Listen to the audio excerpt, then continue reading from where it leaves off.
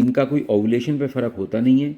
In the first few month of use, many women experience unpredictable bleeding. Women should be advised that this usually improves with time, and many women will eventually have lighter or absent period. Provision of quality information about side effects in advance of fitting LNUs is important to reduce unnecessary discontinuation. क्योंकि अगर आप पहले explain कर दोगे ठीक से तो कोई दिक्कत नहीं आनी है. Reported side effects of LNU include acne, breast tenderness, mood disturbance, and headache. The most notable non-contraceptive benefit of 59 is that of reducing high HMB by 90 to 12 months, यानी कि heavy menstrual bleeding.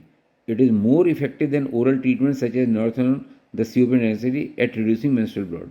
तो इसका बहुत बड़ा advantage है. Disorders of menstrual bleeding में आपने पढ़ा ही था. It is also effective for treating dysmenorrhea, pain acid endometriosis, endomycin, protecting the endometrium against hyperplasia. तो ये सब बेनिफिट ये करती है. इंट्रायूटेराइन कॉन्ट्रासेप्टिव्स जो होते हैं वो होते हैं कॉपर डी और एलिन्यूएस. और इनके क्या होते हैं, इट लास्ट 3 ईयर. और ये समय बताई थी फेलियर फर्टिलाइजेशन, सर्वाइकल म्यूकस को थिक करेंगे, प्लांटेशन.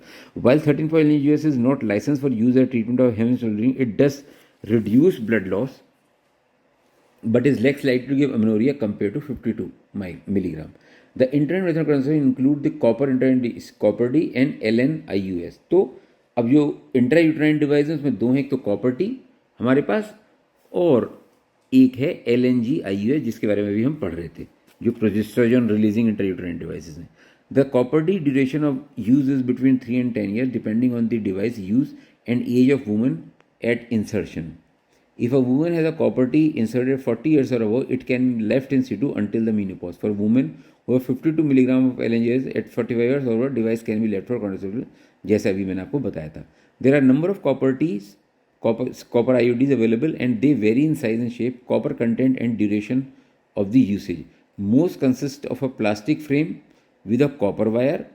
T shape होता है ये, T shape आपको पता ही होगा, स्पेम में आपने पढ़ा होगा. Most consist of a plastic frame with copper wire wound around the stem, and some may have copper on the arms of the device. The LNGIUS consists of an elastometer frame with a reservoir on the stem containing logistol. With the both copper IUDs and LNUIUS, threads protrude through the cervical canal into the upper vagina to permit easily remove. तो threads नीचे तक लगती रहती हैं तो patient जो है अपर वेजाना में इनको फील कर सकता है.